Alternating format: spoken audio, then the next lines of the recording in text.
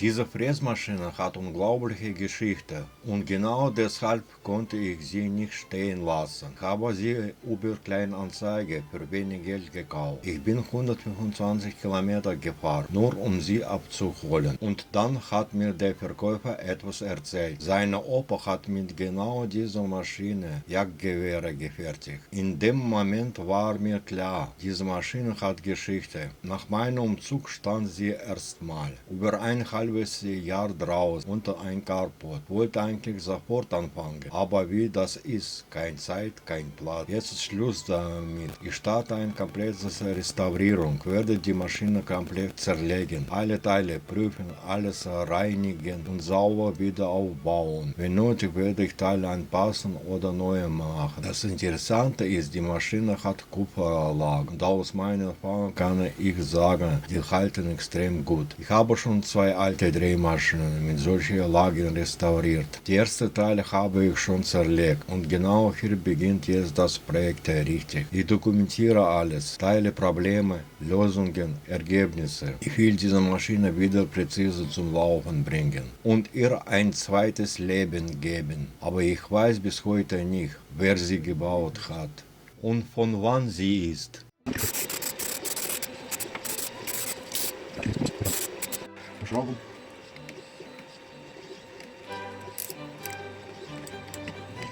Gut. So. Das ist bestimmt HS Stahl zum Fräsen. Da kommt man alles. Ja. Okay.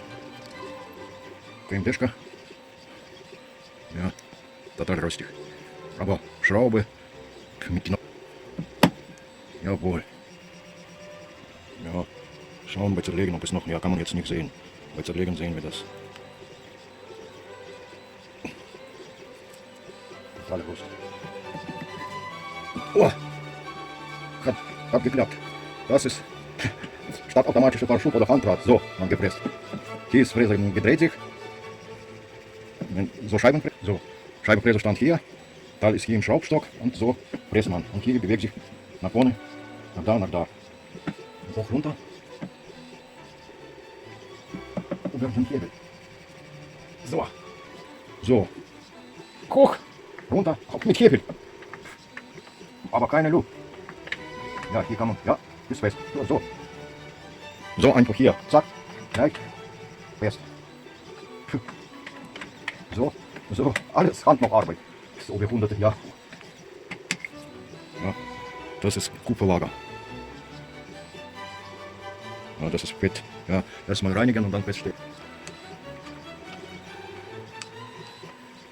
Oh, geht. Unglaublich, aber das geht. Ohne zu verbrennen. Drinnen ist Zollgewinde, aber ist kein Rost. Ja, bitte.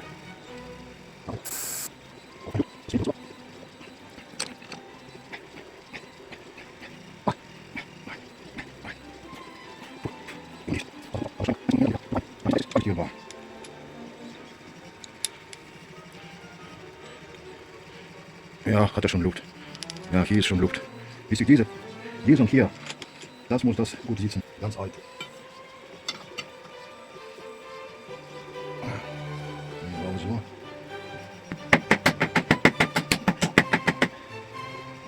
Und das ist für das. Das ist für das. Das. Ganz leicht. Auch Gewinde Zoll, aber guter Halt. Das ist kalt, sollte das sein. Das gleich wegmachen.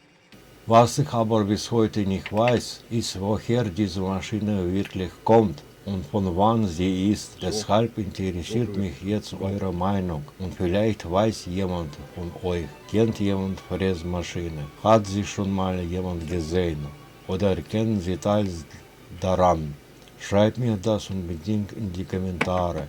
Ich lese alles und vielleicht finden wir gemeinsam heraus, woher diese Maschine wirklich kommt.